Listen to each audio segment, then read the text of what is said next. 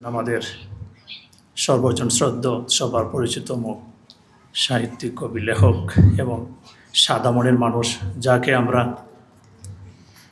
যে কোনো বিপদে আপদে ডাকলে আমরা যাকে পাই পাশে বড় ভাই হিসাবে, আমাদের শাহজাহান চঞ্চল ভাই মঞ্চে অভিষ্ট রয়েছেন, যাদেরকে আমরা মনে করি আমাদের পরিবারের একটি অংশ, এবং কর্ণধার আমাদের সানসিটি পলিক্লিনিকের উপপরিচালক আরমান আলী সাহেব। মঞ্চে উপবিষ্ট রয়েছেন আমাদের শিক্ষাবিদ ডক্টর মাহমুদুজ্জামান।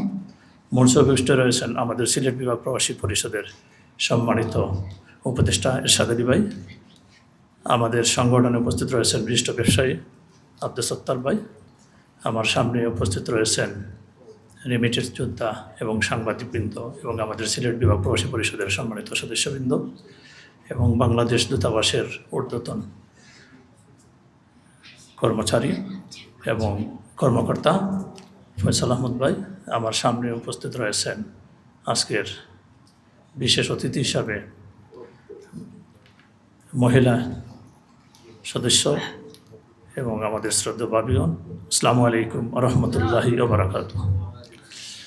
আপনারা জানেন, আমাদের পূর্ব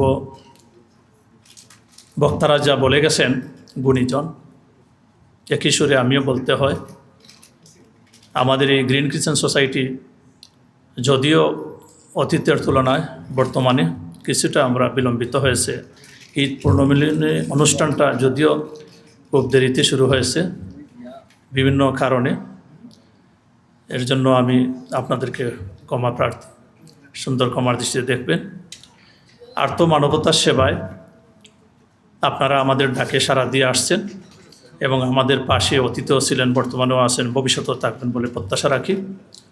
এবং ইনশাআল্লাহ আপনারা এই সংগঠনকে এগিয়ে নেওয়ার জন্য আপনাদের সততা এবং মেধা এবং পরামর্শ এবং আমাদেরকে অনুপ্রেরণা করবেন।